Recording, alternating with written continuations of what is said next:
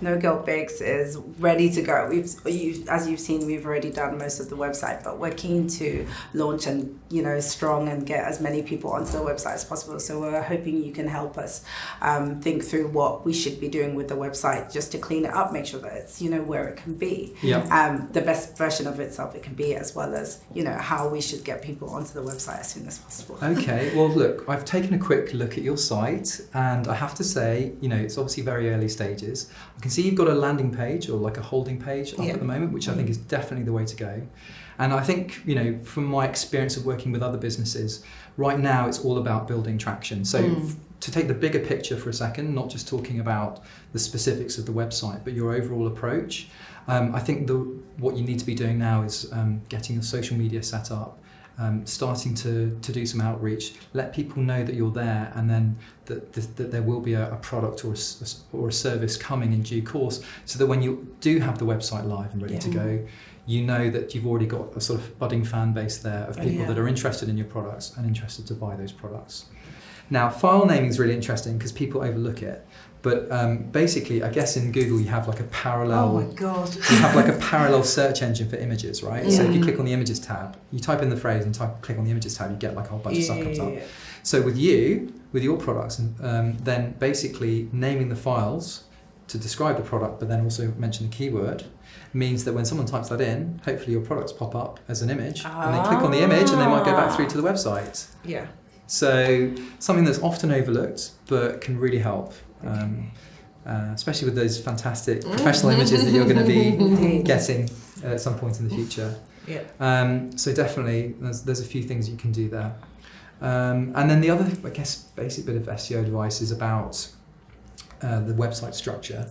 And the general view is that in terms of indexing, you need to make sure that your content is never more than like 2 clicks away from the homepage. Okay. Because the deeper it is embedded within the site, the less visible it is, the less traffic it will get, because people find it harder to find. So, definitely make sure you're trying to keep it very simple. Well, that's good. Simple is good. Yeah. I definitely try and keep it simple. Don't overcomplicate at this stage.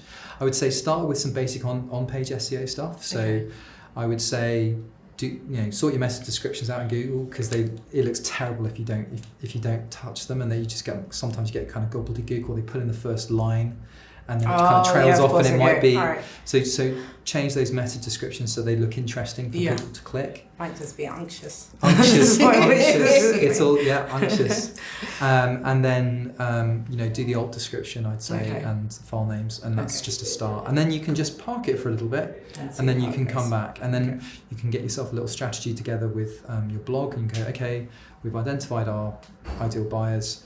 We're going to produce some content that targets them at every part of the buyer journey, and we're not going to do 1,000 bits of content. We're going to do maybe one piece of content a month, but it's going to be banging. Basically, this is going to be the best thing on this topic. In the perfect world, you'd be knocking out 2,000 word pieces of content every week, every day, but most people can't do it. So just producing something that is good less frequently than that is better than producing like 200 words, which doesn't really add. You can't really describe much within 200 words.